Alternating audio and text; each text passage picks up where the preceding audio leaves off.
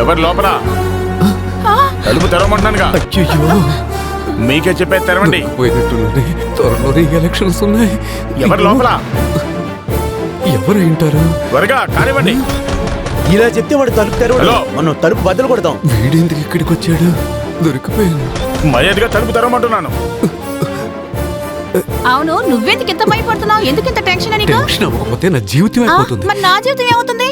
నీ జీవితానికంటే అయ్యో చంపుతున్నారే. ఏంటి విషయం చెప్పనానా? నాన్న, ఇక్కడ బంగ్లాలో నేను అనుకోకుండా ఇరుక్కుపోయాను. నువ్వే ఎలాగైనా కాపాడాలి. కొంచెం కూడా బుద్ధి లేదరా నీకు? అంతా నాశనం చేసావు కదా. రేపు పత్రిక వాళ్ళకి మీడియా వాళ్ళకి ఒకటే ఖుషిగా ఉంటారు కదా. ఇంకా పైన నిన్నెలాగా నువ్వు జీవితంలోనే పైకి రాలేవరా. నేను ముఖ్యమంత్రి అనుకున్నదంతా నాశనం చేశావు. నాన్న, ఏదో అనుకోకుండా జరిగిపోయింది. నువ్వెలాగైనా పోలీసులతో చెప్పి వీళ్ళందరూ అంతు చూడన్నా. పోలీసు ఎందుకురా? మిలిటరీనే రప్పిద్దాం. బుద్ధి లేని ఎదవ. నాన్న, ఇప్పుడు నేనేం చేయాలి? ఇప్పుడు చేయాల్సిందంతా ఒకటే. నువ్వు తలుపు తెరవకుండా లోపలే ఉండు. నేను అక్కడికి వస్తా.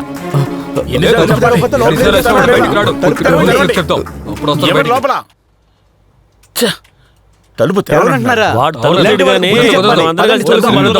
మనం పోలీసులు పిలుద్దాం. ఏమంటారు?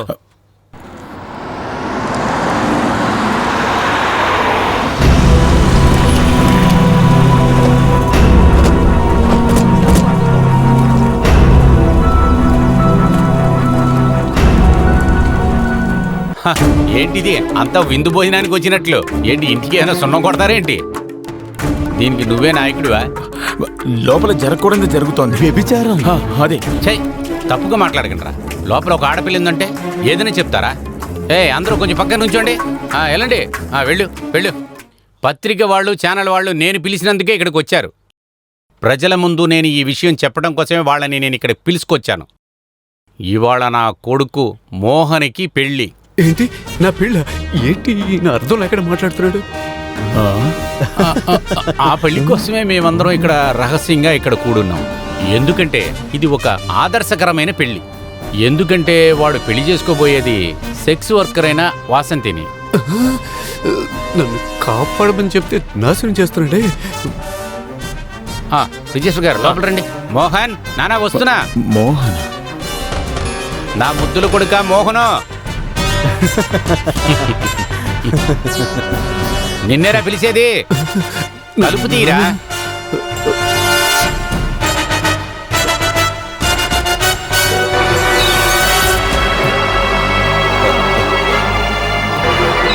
నమస్కారం.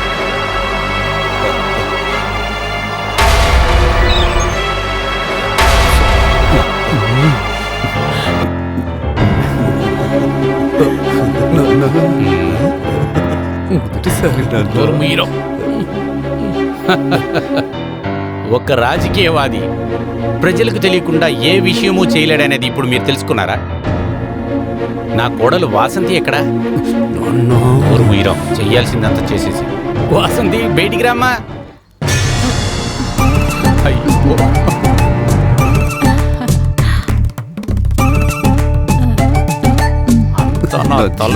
నాశనం అయిపోయింది నాన్న.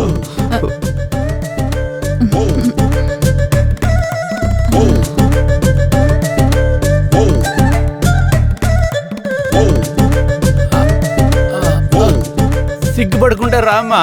నేను కూడా నీకు ఒక తండ్రి లాంటోనే. ఆ మాలని బొక్కేని తీసుకురండిరా. ఎలాగో రహస్యంగా జరగాల్సిన పెళ్లి ఇప్పుడు ప్రజల ముందే జరుగుతుంది. ఇదిగో ఇది మేడాన్ని వేయమనండి. ఏసి చావు.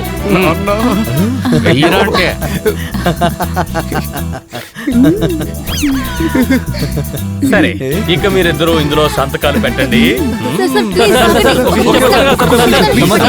పక్కన పెట్టిన ఒక ఆడపిల్లని జీవిత భాగస్వామిని చేసుకోవాలన్న నా కొడుకు ఆశని నేను మనస్ఫూర్తిగా అంగీకరించాను. ఈ సంతోషమైన సమయంలో మీరేం చెప్పబోతున్నారు? సార్ మీరు ఏడుస్తున్నారా? ఆనందంలో వచ్చే కన్నీళ్లు నాశని మా నాన్నగారు ఎంత త్వరగా నెరవేరుస్తారనుకోలేదు నాన్న. ఏడవకూడదు నాన్న, కొంచెం కంట్రోల్ గా ఉండు.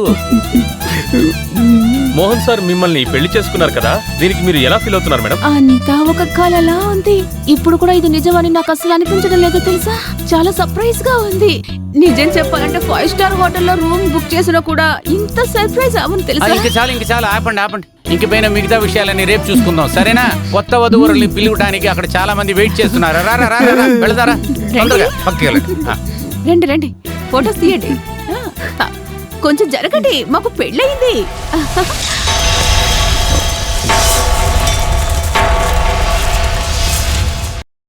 ఊరి జనం నుంచి, పత్రికల వాళ్ళ దగ్గర నుంచి తప్పించుకోవడం కోసం వాసుదేవన్ గారు ఇలా చేస్తారని నేను అస్సలు ఊహించలేదు.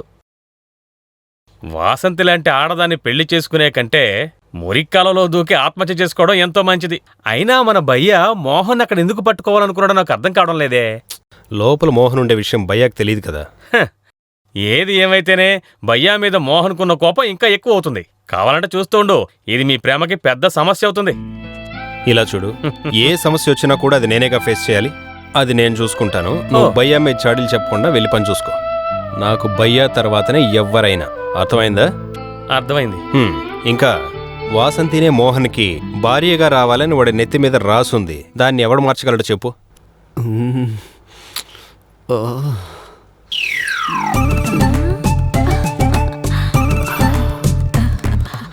సార్ పాలు.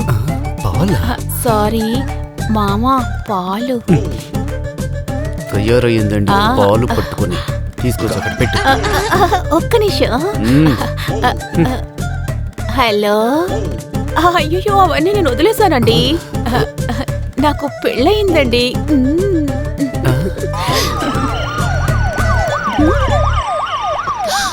అయ్యో పోలీసులు! అయ్యో త్వరగా పారిపోండి. ఎటువైపు? చాలా త్వరగా పారిపోండి, పోలీసులు వచ్చారు. అయ్యో నేనెందుకు ఇప్పుడు భయపడుతున్నాను? ఏదో అలవాట్లో అలా పరిగెత్తానంతే. రండి. ఎక్కడ మీ అబ్బాయి ఆ వీరుడు? లోపల ఉన్నాడు, రండి. మామా, ఈ రోజు టీవీలో మన గురించే న్యూస్. ఇంతకు ముందు నా సినిమాలన్నీ ఇంటర్నెట్ లోనే వచ్చేవి. టీవీలో ఇప్పుడే ఫస్ట్ వస్తున్నాయి. కొంచెం కిందకి రారా. చెప్తాను. ఏంటి నా ఈ టైంలో పిలుస్తున్నారు? ఫస్ట్ నైట్ కూడా జరగనివ్వకుండా. మంచి తండ్రి మంచి నువ్వు ఎక్కడ ఉన్నావు? వస్తున్నాను. తొందరగా రారా, మినిస్టర్ గారు వచ్చారు నేను చూడటానికి. రండి. కంగ్రాచులేషన్స్, నువ్వు చాలా ధైర్యమైన నిర్ణయమే తీసుకున్నావు. నాకు ఈ విషయం తెలియగానే నిన్ను ఈ ధైర్యాన్ని మెచ్చడానికి నేను నేరుగా వచ్చాను. మన పార్టీలో ఉన్న యువకులకు నీ ధైర్యమే వాళ్ళ నిదర్శనం. నెక్స్ట్ పార్లమెంటు ఎలక్షన్లో నీకు ఖచ్చితంగా ఒక సీట్ ఇస్తారు. ఎక్కడ నీ కొత్త పెళ్ళం? పిలవయ్యా. పిలవరా. ఏంటి కొత్త పెళ్ళికొడుకు సిగ్గుపడుతున్నాడు? పిలవయ్యా. దాని పేరే mobile Vasanthi, bus stand Vasanthi అని పిలుస్తారు. ముందర నోరు మీరా. అమ్మా వాసంతి.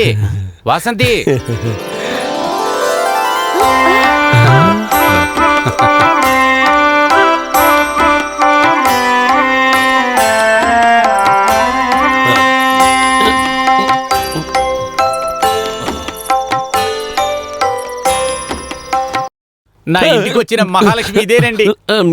సరే నేను బయలుదేరుతాను. నాకు ఛానల్ ఒక ముఖ్యమైన ఇంటర్వ్యూ ఉంది. రాజకీయ నాయకులంటే మేమందరం పెద్ద మేధావులతో సమానం కదా. వెళ్ళండి. నువ్వు పార్లమెంట్ బిల్డింగ్ లో కారిడార్ లో నడుస్తున్నది నేను త్వరలోనే చూస్తానురా. ఎలాగో మనం అనుకున్న దాని కంటే ఎక్కువ ఇమేజే దొరికిందిరా నీకు. ఈ ఎలక్షన్ లో సీట్ కన్ఫర్మ్ అయిపోయింది. ఒకే ఓవర్లో 2 కత్తులు. మావి గారు దయచేసి ఆ పొడుపు కథ వేయకండి. నాకు ఏదో మాదిరిగా ఉంది. నాన్న, ఏమైనా నువ్వు నాకు ఇలా చేయకూడదు. అరే నీకు మంచిదేరా చేశాను. కారిడార్ లో వెళ్ళిపోతున్నావు కదరా. మీకు నోరు మోస్తారా లేదా? అవసరం ఏదో ఒకటి వాగుతారు. అయ్యో.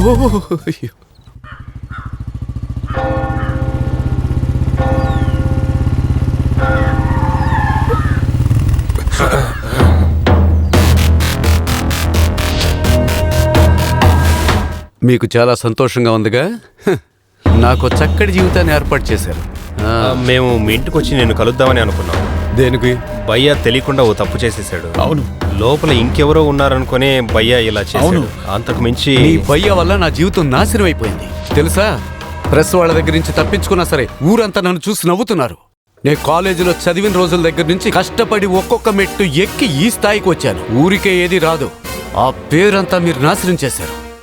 సారీ సార్, ఇకపై మీరు ఏ అమ్మాయితోనైనా వెళ్ళండి, నేను పట్టించుకోను.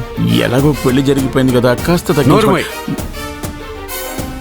నువ్వు వీడితో తిరుగుతున్నందుకు చాలా ఇబ్బంది పడతావు. ఇంకా మీద నా చెల్లితో తిరిగినట్టు తెలిసిందనుకో, నా పార్టీ స్ట్రైక్ నీ గుండెల్లో జరుగుద్ది. మనం కోరుకున్న జీవితం దొరకలేదన్న బాధ నీకు తెలియాలి. ముందు నీకు జరిగితే తర్వాత వీడు మారుతాడు.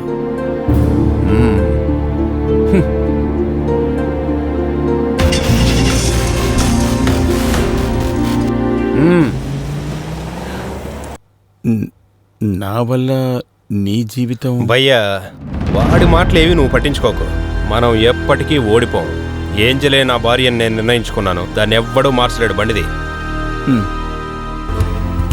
వెళ్దామా? వెళ్దాం.